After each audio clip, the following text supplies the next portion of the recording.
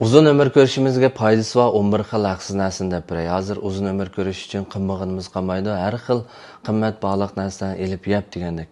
Amaliyotda ma haqsizlarning haqliq qaraganda önümü texim yaxshi yurak berib saqlayib chiqroq do'stlarga avatib qo'yinglar, shularni foydalanib qolsin.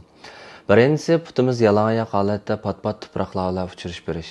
Ikkinchisi yishimizning cho'ng'ishir agishib bo'libmi 50 da oshgandan keyin o'zimizdan yish kichik bo'lgan odamlar to'pi bilan aralashib do'sulab o'tish. Üçüncüsü olsa güzel tabiat, ya'ni manzarasi intayin chiroyli bo'lgan dal-daraxtlar ko'p bo'lgan, ovoz bulg'anmagan yerlarga berib, sap havodan nafaslanib. Dördüncüsü olsa az yeyish, muvofiq yeyish, ya'ni badan kirayotgan qand miqdorini kontrol qilib, samirib ketishningki oldini olish. Beshinchisi olsa pokiz, sifatli suv ichish. Ammo suvni kelib chiqib qoldi do'stlar.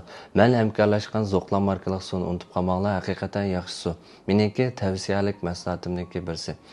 Oltinchisi olsa quyosh nuriga qoqilib berish. Bo'libmi kuz fasli hamda qish faslida quyosh yaxshi chiqqan kunlari. Yettinchisi yaxshi bo'lgan uyqu sifati, ya'ni kunni kechda uxlashdan burun o'zinglarni eskartinglar, hammadan muhim bo'lgani mening uyqum deb. Sizlar uchirga o'ngsizlik, qiyinchilik hamda har xil besimlar hammasi o'tib ketadi do'stlar. Lekin bularni kallanglarga kirgizilib kechda yaxshi uxlayolmagan vaqtinglarda nurg'unlagan kasalliklarni o'zinglarga tepib olasizlar.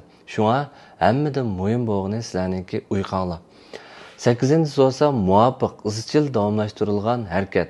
Hammamizning yosh mezgiliga mos keladigan, o'zimiz yoqtiradigan harakat turlari bo'ldi. Shularni tanlab, muvofiq darajada izchil davomlashtirib berish.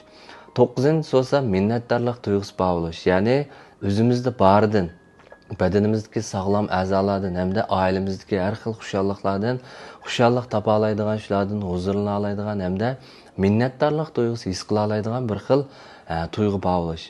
10-si olsa ritmlik yashash. 11-si olsa besiminglar eshib ketganda hamda yerib charchab ketgan vaqtinglarda o'zinglar yolg'iz o'tirib jimjit güzel xiyollarni qilib qo'yish. Mana bu bizningki sog'lomligimizga hamda uzun umr ko'rishimizga foydasi bor haqsiz usullar.